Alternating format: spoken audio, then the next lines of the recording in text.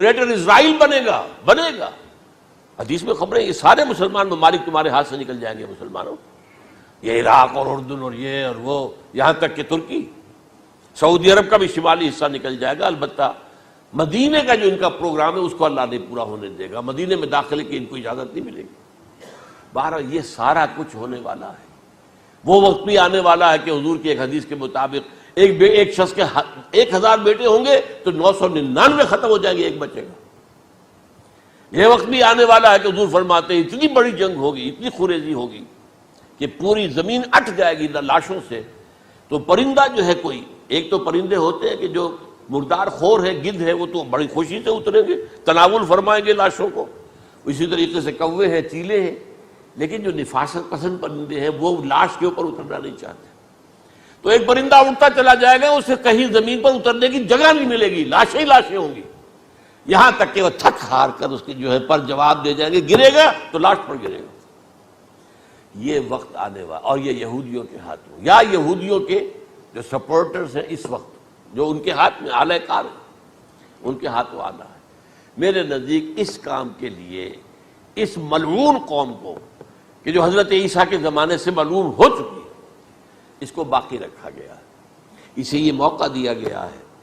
اس نے اسرائیل بنا لیا ہے، تقریباً 2000 سال کے بعد وہ دوبارہ آ کر آباد ہوئے اس سرزمین میں جہاں سے نکال دیے گئے تھے 70 عیسوی کے اندر۔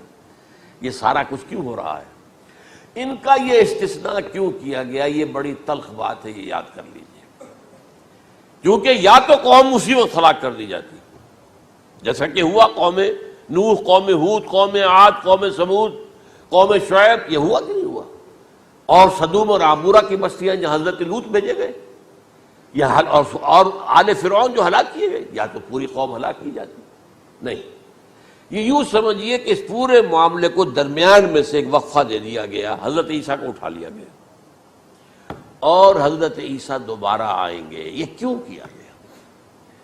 اب اس میں بڑی تلخ بات آپ سے کہہ رہا ہوں، یہ آپ کے لیے قبول کرنا آسان نہیں، حلق سے نیچے اٹھنے کی مشکل سے۔ اس قوم کو زندہ رکھا گیا ہے جو ملعون اور مغضوب علیہم قوم ہے۔ سب سورہ فاتحہ میں مفسرین لکھتے ہیں ضالین، یہ نصارہ ہیں، اور مغضوب علیہم یہ یہودی ہیں۔ اور قرآن کہتا ہے لعن الذین کفروا من اہل الکتاب علی لسان داؤد وعیسی ابن مریم، لعنت کی گئی ایک ملعون اور مغضوب قوم کے ہاتھوں آخری امت محمد، اور اس کا بھی بہترین حصہ، اس پر عذاب ان کے ہاتھوں آئے گا۔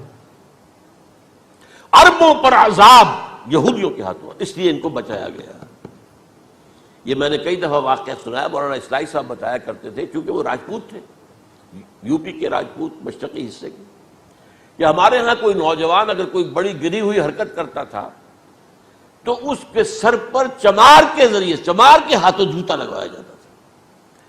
اگر راجپوت کے سر پر راجپوت کا جوتا گرا تو چلو تکلیف تو ہوئی، لیکن یہ کہ راجپوت کا جوتا گرا ہے نا، پڑا ہے، لیکن راجپوت کے سر پر چمار کا جوتا، جس کو آپ انگریزی میں کہتے ہیں to add insult to injury, وہ تکلیف بھی ہے جوتا کھانے کی، اور انسلٹ ہے کہ ایک چمار مار رہا۔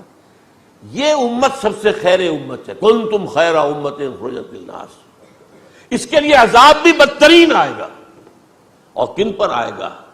اس امت کا جو اصل نیوکلیس ہے عرب، جس کے بارے میں حضور کی حدیث موجود ہے ویل للعرب، عرب کے لیے بہت بڑی ہلاکت۔ اور آج ہماری نظر میں آ رہا ہے وہ ملعون اور مغضوب علیہم قوم، ان کے سینے کے اندر خنجر کی طرح بھونکی گئی ہے، اور 30 کروڑ کے قریب عرب بے حمیتی، بے غیرتی، بزدلی، کمزوری، ذلت، مسکرت کی مثال بنے ہوئے۔ کوئی بول سکتا ہے اس اسرائیل کے خلاف؟ کوئی بول سکتا ہے؟ 30-35 لاکھ آدمی ہے اسرائیل کے اندر یہودی، اس سے زیادہ تو امریکہ میں 50 لاکھ کے قریب، کل 1.25 کروڑ آدمی ہے یہ یہودی پوری دنیا کے اندر۔ لیکن دیکھیے جو چاہتا کرتا ہے، جب چاہا اس نے عراق کے ایٹمک انسٹالیشن کو تباہ کر دیا، اور سعودی عرب کی فضا میں اس کو فیول کیا ہے انہوں نے، دوبارہ ری فیولنگ جو ہوئی ہے ان کے جہازوں کی، وہ سعودی عرب کی فضا میں ہوئی۔ اللہ تعالیٰ نے یہ کوڑا ان مسلمانوں کے لیے رکھا ہوا ہے کہ جن کے رتبے ہیں سوا، ان کی سوا مشکل ہے.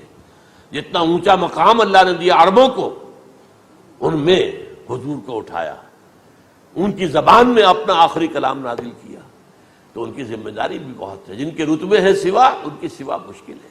یہ ہے میرے نزدیک واللہ اعلم